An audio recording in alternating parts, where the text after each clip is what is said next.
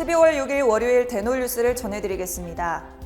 분당 서울대병원 연구팀이 건강검진에서 구강검진을 받은 사람과 받지 않은 사람을 비교한 결과 받지 않은 사람이 구인두암 발병 위험이 1.48배 더 높은 것으로 나타났습니다.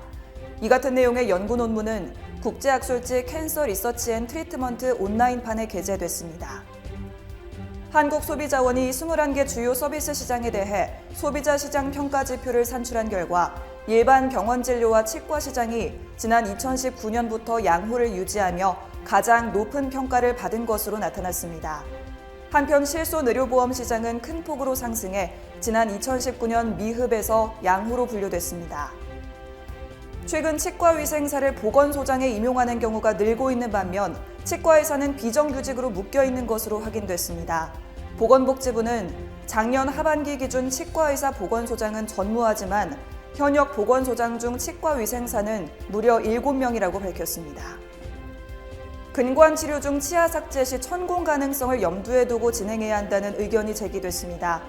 한국의료분쟁조정중재원은 근관치료 중 부주의로 인해 과도하게 치아가 삭제돼 천공이 발생됨에 따라 의료 분쟁으로 이어진 사례를 공유했습니다.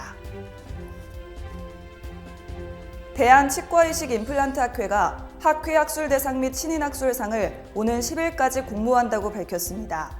이번 행사에서 수상자에게는 상패와 상금이 주어지고 수상은 2022년도 춘기학술대회장에서 진행될 예정입니다. 대한치과의사협회가 서울역 모처에서 전국 시도지부 치무의사 연석회의를 열었습니다.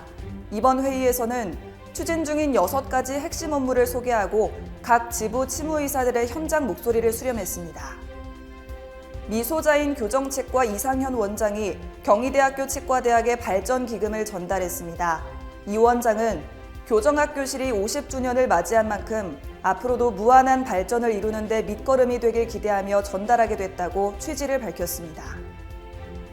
미국 치과협회가 발표한 보고에 따르면 절반에 가까운 치과의사가 구강 스캐너를 사용하고 있는 것으로 나타났습니다. 구강 스캐너를 사용 중이라고 답한 응답자의 70%는 구입 후 진료 효율성이 높아졌다고 답해 보급률이 급격히 상승한 것으로 확인됐습니다.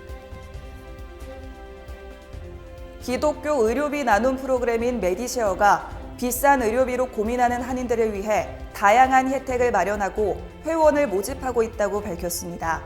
메디쉐어 측은 회원들은 PPO 네트워크를 통해 의료 서비스를 받을 수 있고 각종 서류를 준비해야 하는 부담도 없다고 전했습니다. 더불어민주당 강병원 의원이 대표 발의한 국민건강보험법 일부 개정 법률안에 대해 의료계가 강력 반발하고 나섰습니다. 개정안에는 요양기관은 가입자 및 피부양자에게 요양급여를 실시하는 경우 건강보험증 등 본인 여부 및 자격을 확인해야 한다는 내용이 담겨 있습니다. 광주보건대학교 교수학습지원센터가 학습 노하우 공모전 시상식을 개최했습니다. 이번 시상에는 수기 부문 8편, PPT 부문 6작, UCC 부문 5작이 공모된 가운데 출품한 19편의 작품 모두 수상작으로 선정됐습니다. 임플란트 전문기업 스트라우만이 캐릭터 3총사 이름 짓기 이벤트를 실시합니다. 스트라우만 공식 블로그와 페이스북을 통해 진행되는 이번 이벤트는 누구나 참여 가능하고 캐릭터와 가장 잘 어울리는 이름을 댓글로 남기면 됩니다. 대놀뉴스는 치과인 여러분의 제보를 기다립니다. 경조사, 인사동정, 봉사활동, 각종 행사 소식 등 치과계에 공유할 어떤 소식도 좋습니다. 화면에 보이는 이메일이나 전화로 제보해 주시면 대놀뉴스에 반영 가능하고 우수 제보자에겐 소정의 상품도 드리겠습니다. 이상으로 대놀뉴스를 마칩니다. 고맙습니다.